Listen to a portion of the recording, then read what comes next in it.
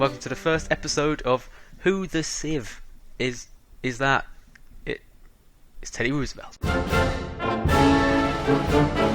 America returns to Civilization 6, this time being led by the country's youngest ever president and arguably most well-moustached, Theodore Roosevelt, famed for his strong foreign policy, progressive domestic policy, and his charismatic and larger-than-life personality.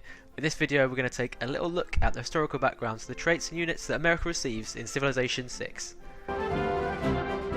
In Civilization 6, Teddy's leader ability is the Roosevelt COROLLARY, which means that units receive +5 combat strength on the American home continent.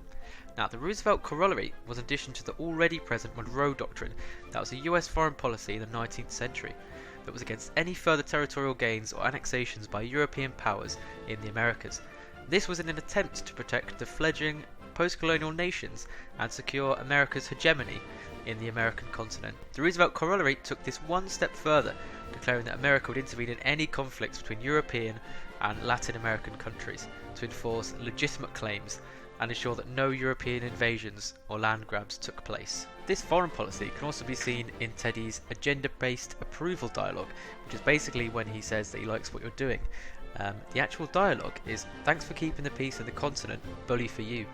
You can also see it in his declare war dialogue, where he says, "I wanted to avoid this, but your idea of peace left me no choice." Teddy's agenda in Civilization 6 is big stick policy, which means he dislikes wars on his own continent as well as wars against city-states.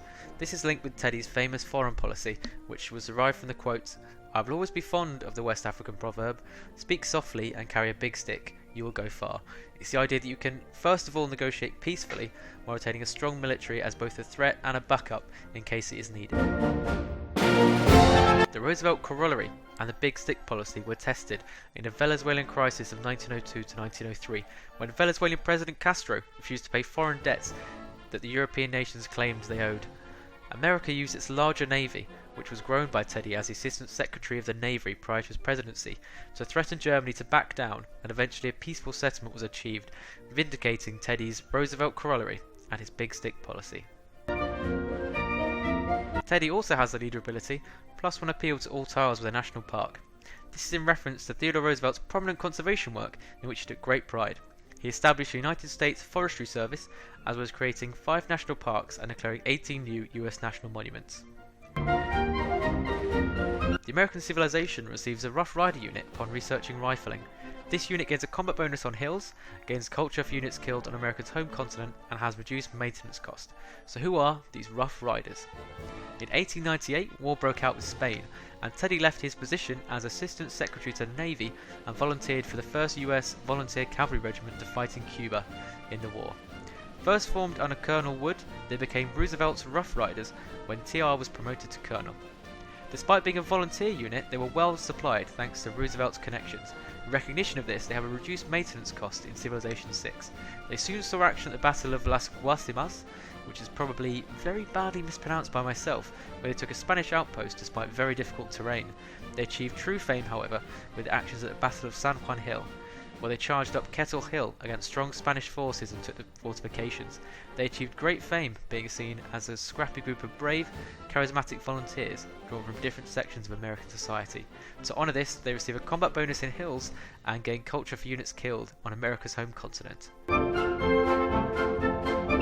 In addition to these Theodore Roosevelt-themed units and abilities, America also receives the film studio, which boosts tourism in the modern era in recognition of the success of the Hollywood film industry and its importance to film in the 20th century. In addition to this, they also have the Founding Fathers' civilization ability, which allows them to earn all government legacy bonuses in half the usual time, referencing the importance and the continuity of the Constitution to American government and politics.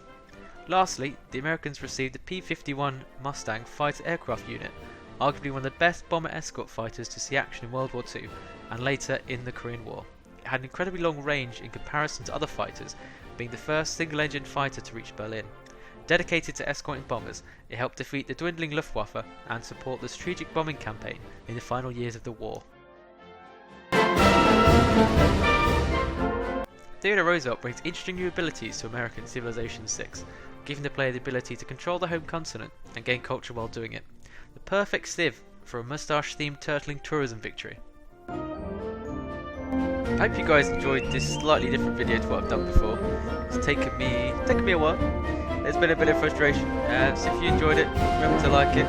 Comment below what you'd like to see next. And if you're new to the channel, of course, if you like the content, subscribe. Cheers. Bye.